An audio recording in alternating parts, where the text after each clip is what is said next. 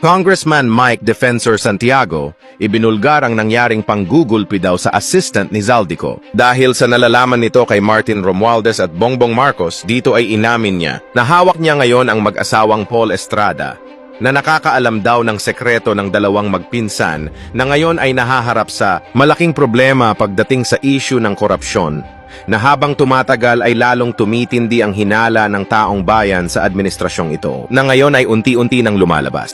Ang tunay na masterminds sa likod na nangyayaring gulo ngayon sa administrasyong Marcos, anuman ang kanilang gawin ay lumalabas pa rin ang mga taong nauugnay sa anomalyang ito laban sa kanilang dalawa. Eto, panoorin nyo. Yung mag-asawang Paul Estrada, eto yung assistant ni Zaldico. Anong ginawa nila? Ibinyahe, papalabas. Yung Paul Estrada na konsensya. Yung kanyang asawa po, tumawag at sinabing gusto na nilang umuwi. Ano pong ginawa? Binugbog! Pagkatapos, inilipad sa Chile. Pero may maganda po akong balita sa inyo. Yung pong mag-asawang yan, hawak na natin.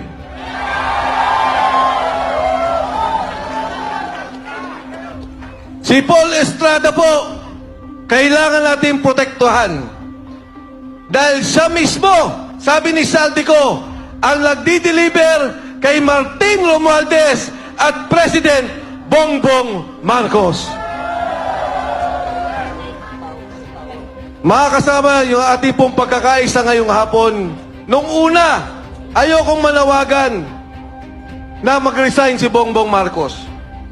Ayoko pong manawagan doon sa sinasabi nila na magnanakaw at dapat ikulong si Bongbong Marcos.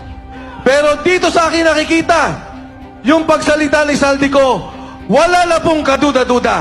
Si Zaldico, chairman ng Appropriations Committee ng Kongreso. Bata nila, tao nila, 3 taon. Hindi ka magiging chairman ng Appropriations Committee kung hindi ka pinili ng Pangulo. Si Speaker Martin Romualdez, pinili ng Pangulo. At yung pondong yan, sila ang gumagawa. Sila ang nag-aayos. Ngayon pong araw, tinanggal si Executive Secretary Bersamin. Tatanggalin din daw ang DBM Secretary Amina Pangandaman. Ang apila ko sa kanilang dalawa, magsalita na rin kayo bago kayo kasuhan at ituro ng administrasyong to. Alam nila ang galawan ng pondo. Alam nila ang nangyayari.